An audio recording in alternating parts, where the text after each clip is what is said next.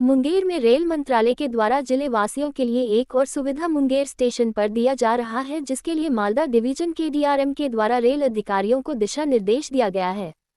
ट्रेनों के बारे में पूछताछ के लिए अब रेल यात्रियों को मुंगेर स्टेशन पर इधर उधर नहीं भटकना पड़ेगा। इसके लिए मुंगेर स्टेशन पर पूछताछ केंद्र खोलने के लिए डीआरएम के द्वारा दिशा निर्देश दिया गया है। इसके लिए मुंगेर स्टेशन पर जिस जगह पर अभी टिकट काउंटर है, उसी में पूछताछ केंद्र खोलने के लिए डीआरएम विकास कुमार चौबे के द्वारा निर्देश दिया गया है।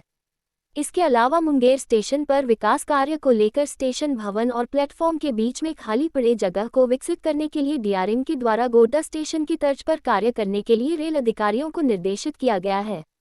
जबकि डीआरएम के द्वारा बताया गया कि आस्था स्पेशल का आगमन जो संभावित कार्यक्रम 29 जनवरी या 2 फरवरी को होने वाली है, उसे लेकर स्वागत समारोह की तैयारी को लेकर भी दिशा निर्देश रेल अधिकारियों को दिया गया, जिसमें मंच बनाने के साथ साथ अधिकारियों के आवागमन, पार्किंग सहित अन्य चीजों के बारे में बताया गया।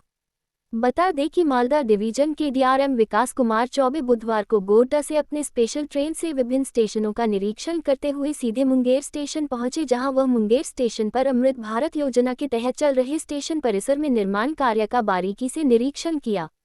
निरीक्षण के दौरान कार्य में धीमी रफ्तार को देखकर उन्होंने निर्माण एजेंसी पर नाराजगी जाहिर करते हुए विभागीय अधिकारी को प्लेंटी लगाने का निर्देश दिया है। हालांकि प्लेंटी में किस प्रकार के दंड निर्माण एजेंसी को दिया गया है, इसका खुलासा उन्होंने नहीं किया, लेकिन अन्य अधिकारियों के मुताबिक बताया गया कि निर्माण एजेंसी के राशि से कटौती की जाएगी। मुंगेर स्टेशन पर डीआरएम पहुंचे और निरीक्षण करने के बाद वह जमालपुर स्टेशन के लिए रवाना हुए। मुंगेर स्टेशन पर लगभग 82 मिनट तक निरीक्षण के दौरान उन्होंने विभिन्न चीजों का अवलोकन किया और इस दौरान उन्होंने जीआरपी डायरेक्ट को जाकर भी देखा, जहां की स्टेशन भवन के बिल्डिंग में रह रही जीआरपी पुलिस के बारे में उन्होंने रेल अधिकारियों को दिशा निर्देश देते हुए कहा कि रेलवे सुरक्षा में लगे जीआरपी पुलिस के लिए अलग से भवन बनाते हैं और जितना जल्द भवन तैयार हो जाए उसके बाद स्टेशन भवन में रह रही जीआरपी पुलिस को नए भवन में शिफ्ट करने की बात कही। स्टेशन परिसर में निर्माण कार्य करने वाले इंजीनियर मोहम्मद हसन ने बताया, मुंगेर स्टेशन पर अमृत भारत योजना के तहत जो निर्माण कार्य चल रहा है वह जहानाबाद के बैद्यनाथ निर्माण इंडिया कंपनी के द्वारा कार्य किया जा रहा है, जिसमें शौचालय और स्टेशन भवन के सामने भवन को आकर्षक लुक देने की बात है, जिसे लेकर स्टेशन भवन को आकर्षक तरीके से डिजाइन किया जाएगा। इसके अलावा मुंगेर किला की थीम पर 2 गेट बनाया जाएगा और स्टेशन परिसर में आने वाले वाहनों के लिए पार्किंग की सुविधा भी उपलब्ध रहेगी। जो आपको प्रॉब्लम दिख रही है ना यहाँ पे, ये ज़्यादातर कंस्ट्रक्शन डेब्री है। हमें कंस्ट्रक्शन के काम पे फोकस रखना है, उस काम को बहुत जल्दी पूरा कर लेना है, तो आपको अपने आप सफाई में एक क्वालिटेटिव इम्प्रूवमेंट दिखेगा। सर, कंस्ट्रक्शन को लेकर कहने का अगर ये अर्थ है कि जो ऑलरेडी बने हुए भवन है उन्हीं का सुधार किया जा रहा है, तो यही काम दिया गया है। ये जो अमृत स्टेशन का काम है, ये पूरे भवन को तोड़ करके नया स्टेशन बनाने वाला काम नहीं है, ये इसी को इम्प्रूव करने का काम है। और उसी हिसाब से हमने 1-2 स्टेशन नहीं चुने, खाली हमने जैसे पहले होता था ना, ये एक स्टेशन चुन लिया उसी को पूरा कर दिया। हमने कई स्टेशनों में अपने फंड्स को डिवाइड किया है और स्पेसिफिक काम क्या करना है ये हमने आर्किटेक्ट से नक्शे बनवा करके इनको काम करने को हमने दिया है।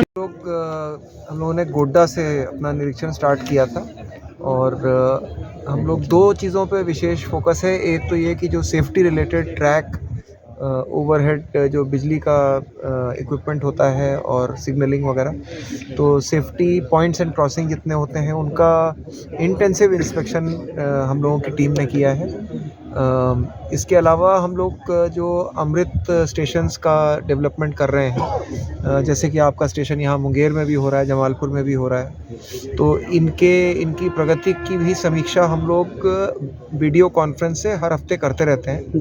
बट साथ में हम लोगों को कुछ निर्णय जो है वो क्षेत्र में आकर के भी लेने होते हैं, कुछ इनका जो कार्य प्रगति है वो क्षेत्र में आकर के भी समीक्षा उसकी करनी होती है, तो उसी पर्पज़ से हम लोग आए हैं।